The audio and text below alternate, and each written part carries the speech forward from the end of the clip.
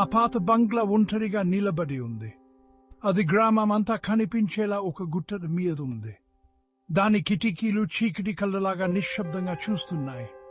ఎవరు దాని దగ్గరికి వెళ్లడానికి ధైర్యం చేయలేదు. ఆ ఇంటికి ఒక చరిత్ర ఉంది. అది చీకటి మరియు విషాదకరమైంది. గ్రామస్తులు దాని గురించి గుసగుసలాడుకున్నారు. వారు వింత శబ్దాల కథలు చెప్పారు. వారు భయంకరమైన లైట్లను వర్ణించారు. కొందరు కిటికీలలో బొమ్మల గురించి కూడా చెప్పారు. ఆ ఇల్లు భయంకరమైన దెయ్యంలా ఉంది. అది వారి జీవితాలను ఆవరించింది. మూలంగా అది దాని గురించి గుర్తు చేసింది. ఆ ఇల్లు మిస్టరీ ప్రదేశం, అధికరమైన ప్రదేశం, అన్నింటికంటే ముఖ్యంగా అది దూరంగా ఉండాల్సిన ప్రదేశం. శివ భిన్నంగా ఉన్నాడు. అతను కొత్తవాడు. అతను నమ్మకంగా నడుస్తూ గ్రామంలోకి వచ్చాడు. శివ్ దయాల కట్టలను నమ్మలేదు.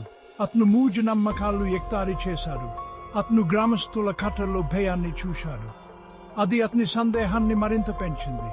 అతను గుసగుసలు విన్నాడు. అవి దయ్యం బంగ్లా గురించి. అతను కక్లు విన్నాడు. అయితే అతను నవ్వాడు.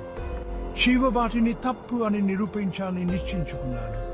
అతను వారి భయాన్ని అజ్ఞానంగా చూశాడు. అతను తర్కాన్ని నమ్మాడు. అతను కారణాన్ని నమ్మాడు. శివ ఇంటిని అన్వేషించాలని నిర్ణయించుకున్నాడు.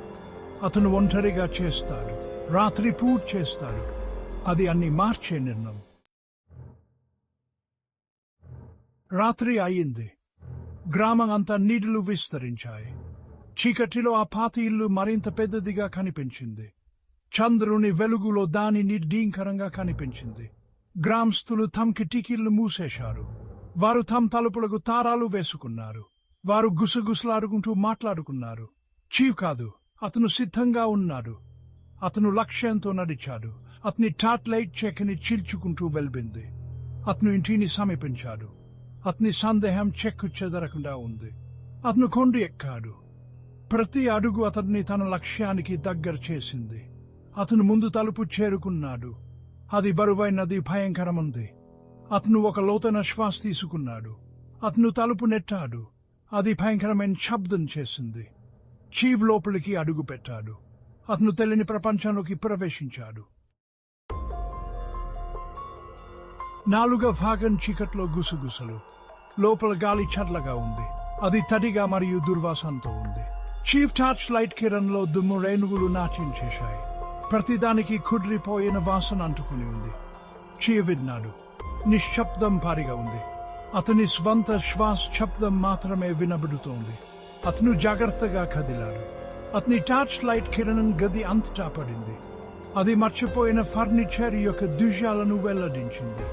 వంకరగా మరియు మెలికలు తిరుగుతున్నట్లు కనిపించే నీడలు ఉన్నాయి. అతని చుట్టూ ఇల్లు చప్పుడు చేసింది. అది సజీవంగా ఉన్నట్లుగా ఉంది. షీవ్ ఒక శబ్దం విన్నాడు. అది మందంగా ఉంది. అది గుసగుసలాడుతున్నట్లు అనిపించింది. అతను ఆగిపోయాడు. అతను శ్రద్ధగా విన్నాడు. గుసగుసలు బిగ్గరగా మారాయి. అది పై అంతస్తు నుండి వస్తున్నట్లు అనిపించింది. కథ భాగం దయ్యం చిత్రపటం. అతను నెమ్మదిగా మెట్లు ఎక్కాడు. ప్రతి అడుగుతో పాటుని హృదయ స్పందన శబ్దం వినబడుతోంది. గుసగుసలు బిగ్గరగా మారాయి. దానితో పాటు మరో శబ్దం కూడా చేరింది. అది మెత్తని నవ్వు. అది శివ వెన్నులో వణుకు పుట్టించింది. అతను మెట్లపైకి చేరుకున్నాడు. అతను తన టార్చ్ లైట్ ను హాలులోకి వెలిగించాడు. అది ఒక చిత్రపటంపై పడింది.